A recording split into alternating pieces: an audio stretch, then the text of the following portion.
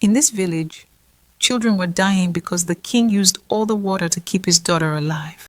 But if she ever touched the ground, she would disappear forever. This is the story of the girl made of rain.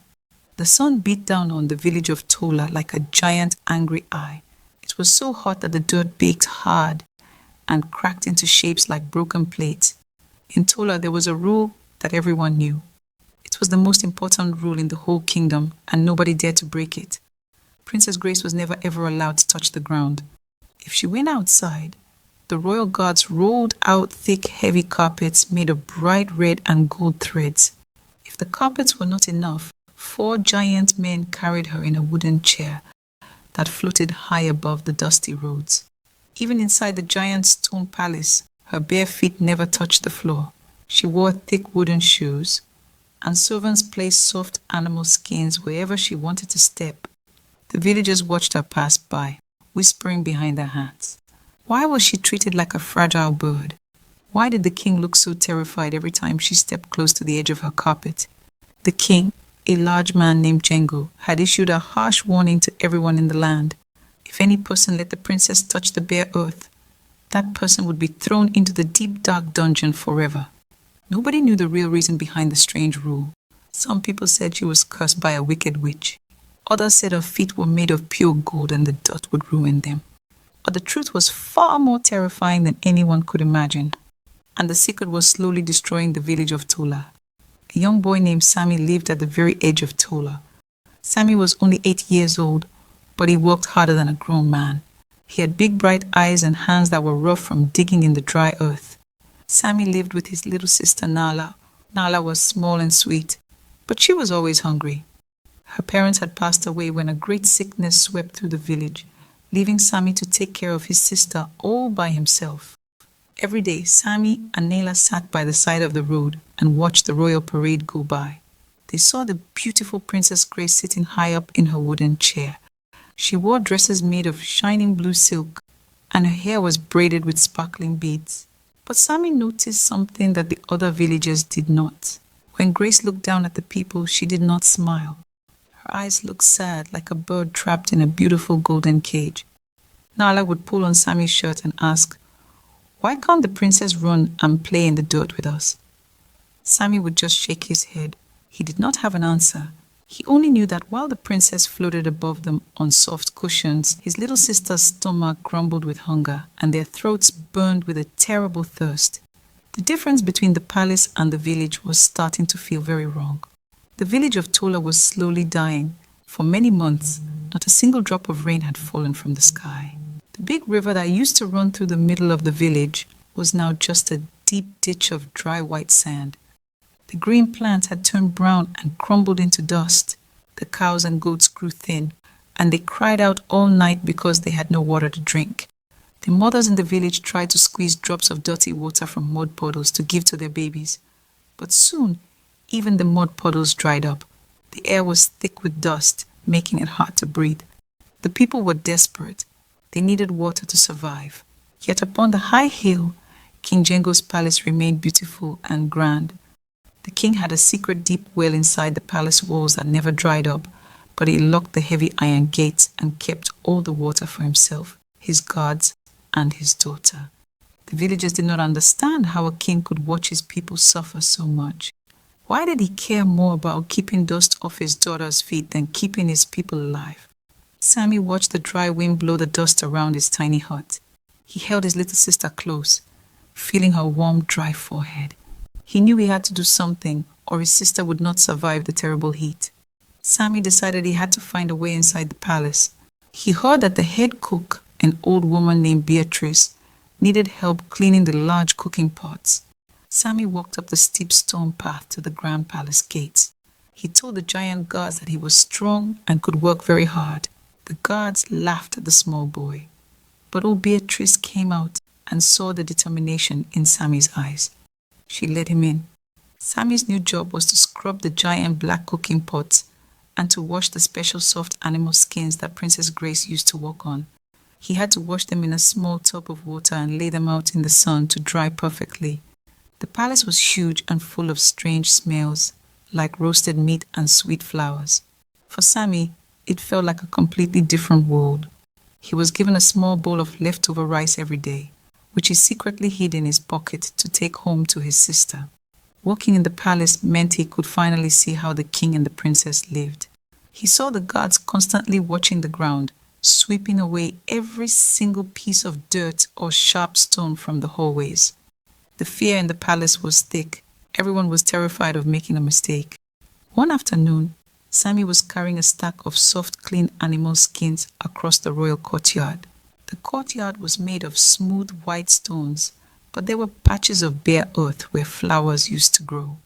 Princess Grace was sitting on a large wooden bench surrounded by guards and her servants. She was looking at a small, colorful bird in a cage. Sammy stopped for a moment to watch her. Up close, she was even more beautiful, but her sadness was even more clear. She looked at the bare earth with a look of deep longing, as if she wanted to jump down and feel the dirt between her toes. Just then, one of the older servants, a man whose hands were shaking with age, was rolling out a new carpet for her to walk on. His foot slipped on a loose stone, and the heavy carpet tumbled from his hand and rolled away, leaving a large gap of bare brown dirt right in front of the princess. The courtyard went completely silent. Nobody breathed. Princess Grace stood up, her eyes wide. For a split second, she moved her foot toward the bare dirt. The tension in the air was thick. You could cut it with a knife. Before Grace's foot could touch the dirt, King Django burst into the courtyard. His face was red with pure rage. "Stop!" he roared, his voice echoing like loud thunder against the stone walls. He ran forward and grabbed his daughter by the arm, pulling her back so hard she almost fell. The king then turned to the old servant who had dropped the carpet. The king's eyes were wild and filled with a dark terror. He ordered his guards to drag the old man away to the deep dungeons immediately. The old man cried and begged for mercy, but the king did not listen. "If she touches the earth, we are all doomed," the king shouted at the remaining servants. Sammy watched from behind a large stone pillar, his heart hammering in his chest. Why was the king so terrified? It was just dirt. Every child in Tola played in the dirt. But the king looked as if the old servant had almost dropped the princess into a pit of poisonous snakes. After the guards dragged the crying man away, the king picked Grace up in his own arms and carried her back to her high tower, locking the doors behind them. Sammy knew then that this was not just a strange royal rule. This was a matter of life and death. The next morning, Sammy was sent to clean the tall windows outside the princess's room. He stood on a high wooden ladder, rubbing the glass with a wet cloth. Suddenly, the window pushed open and Princess Grace looked out. She saw Sammy and did not call for the guards. Instead, she leaned closer.